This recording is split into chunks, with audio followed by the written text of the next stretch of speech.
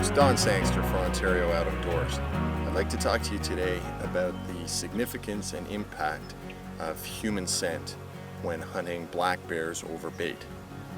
I've interviewed and spoken with some of Ontario's top bear guides and expert bear hunters, and I've discovered that there's basically two conflicting schools of thought on this topic.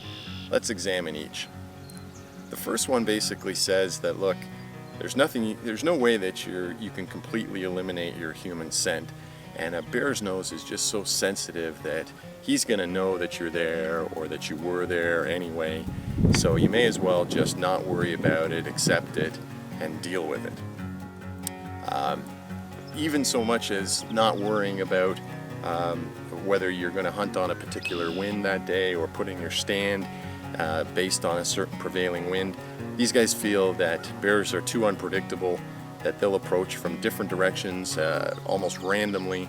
You can't be downwind of every possible approach, so you might as well not worry about that either.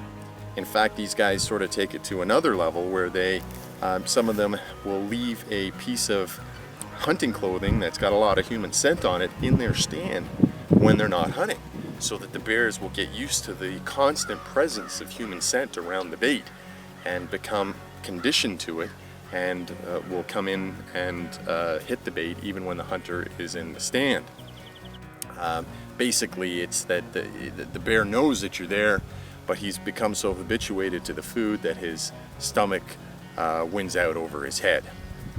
The conflicting camp, of course, says, yeah, that might work for young, small bears, but if you want to shoot a big, mature boar, you've got to be almost fanatical about your scent control. That means bathing in scent-free soap, washing your hunting clothing in scent-free detergent, wearing rubber boots, wearing rubber gloves when you're putting up your stand and putting out your baits, spraying with scent eliminator, basically all the things you would do if you were bow hunting for whitetails.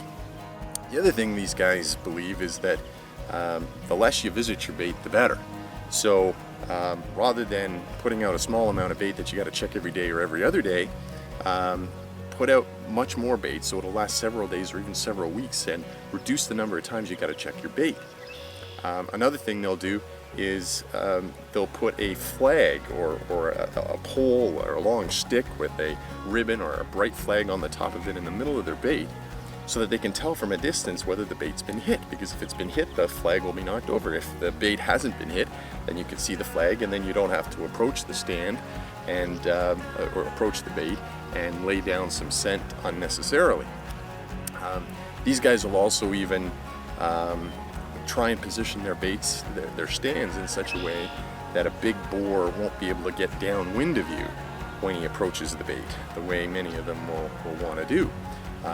By setting your stand in such a place that there's a barrier, like a bluff or a lake or even a road, that will prevent the bear from getting downwind of you, can really be a big help to you.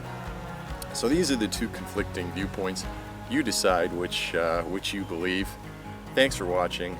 I hope you learned something that'll help you bag a big Ontario black bear this year. Good hunting.